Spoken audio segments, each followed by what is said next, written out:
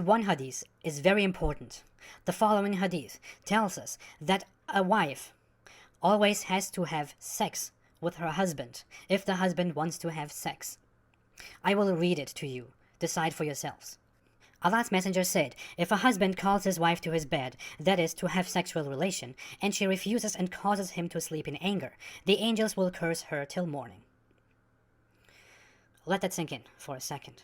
Muhammad is the holy prophet of Islam and speaks to his people and says that his words are a guide for humankind forever. And he tells them that if a husband wants to have sex with his wives, the wives have to submit to that will. Otherwise, they will be cursed until the morning by angels. Dear feminists, if you want to be a Muslim woman and you have a husband, then you have to have sex with your husband whenever he desires to have sex with you. Marital rape is not a thing in Islam. It doesn't exist.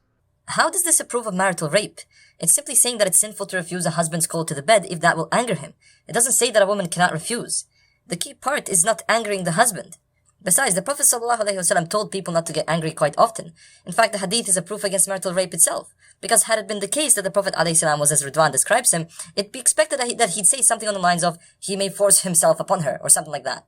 However, no such thing is found in the hadith, and is a proof that refusal is allowed. Refusal, while angering one's husband, is sinful, but certainly isn't a permission for marital rape. Otherwise, it would have been explicitly explained. The term marital rape is a very modern term as well. So although it isn't found in the fiqh books officially as marital rape, the idea of a husband forcing himself upon his wife, or vice versa, is deemed forbidden and sinful according to most Islamic schools of fiqh, and classified as dar, or harm, which is a valid reason for divorce. That I like very much. Muhammad basically hears news from Persia that they have a female ruler now, and he makes a commentary on it and says that never will succeed such a nation as makes a woman their ruler. Well, it can be kind of confirmed today, but still, misogyny in Islam. In another clear hadith, it also says that Muhammad gave men permission to beat their wives. And afterwards, many women came to complain to Muhammad about how their husbands beat them. But Muhammad didn't say much about it, except that they are not the best of you. Yep.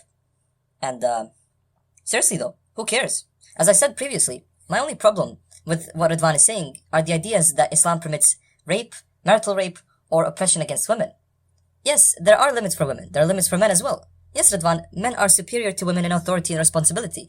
Heck, maybe even in general. But how exactly is that oppression? You're basically trying to argue like this.